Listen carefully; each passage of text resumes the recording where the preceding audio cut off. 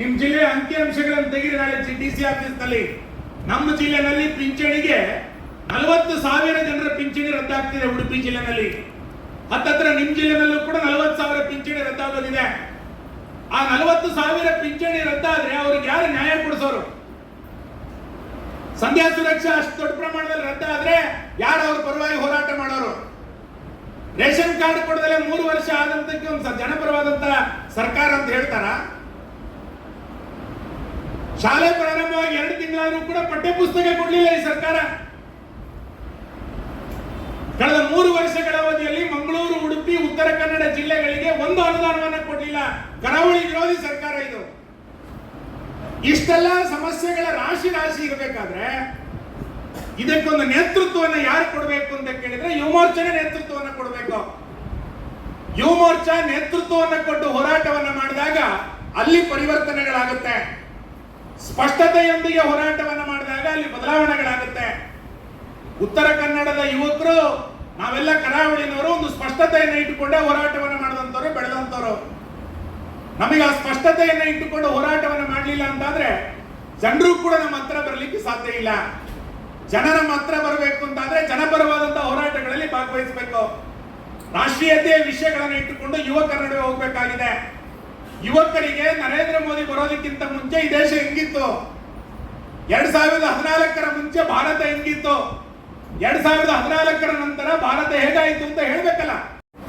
ಕಾರ್ಯಕ್ರಮಕ್ಕೆ ಇಷ್ಟೆಲ್ಲ ದೊಡ್ಡ ಸಂಖ್ಯೆಯಲ್ಲಿ ಬರಲಿಕ್ಕೆ ಕಾರಣ ಬಹುಶಃ ನಮ್ಮ ಜಿಲ್ಲಾ ಅಧ್ಯಕ್ಷರಾದಂಥ NS ಹೆಗಡೆ ಅವರ ಮಾರ್ಗದರ್ಶನದಲ್ಲಿ ನಮ್ಮ ಹೊನ್ನಾವರ ಮಂಡಳದ ಅಧ್ಯಕ್ಷರಾದಂಥ ಯೋಗೇಶ್ ಮೇಸ್ತಾ ಮತ್ತು ಯುವ ಮೋರ್ಚಾದ ಅಧ್ಯಕ್ಷರಾದಂಥ ಶಿವಾನಂದ್ ಮರಾಠಿ ಅದ್ಭುತವಾದಂಥ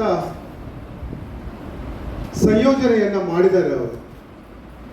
ಬಹುಶಃ ನನಗೂ ಇಷ್ಟೆಲ್ಲ ದೊಡ್ಡ ಸಂಖ್ಯೆಯಲ್ಲಿ ಬರ್ತಾರೆ ಅನ್ನುವಂಥದ್ದನ್ನು ಯೋಗೇಶ್ ಮೇಸ್ತಾ ಹೇಳಿದರು. 200 ಟಾರ್ಗೆಟ್ ಇದೆ ತಂದು 200 ಜನ ಸೇರ್ತಾರೆ ಅನ್ನುವಂಥದ್ದನ್ನು.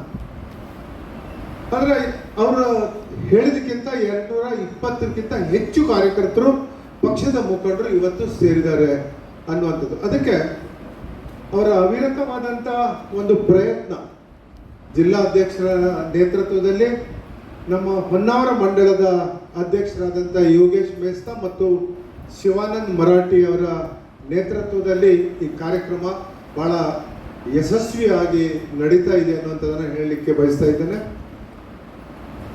ಮಾನ್ಯ ಸುನೀಲ್ ಕುಮಾರ್ ಅವರ ಹತ್ರ ಒಂದು ವಿಷಯವನ್ನು ನಾನು ಹೇಳಲಿಕ್ಕೆ ಬಯಸ್ತಾ ಇದ್ದೇನೆ.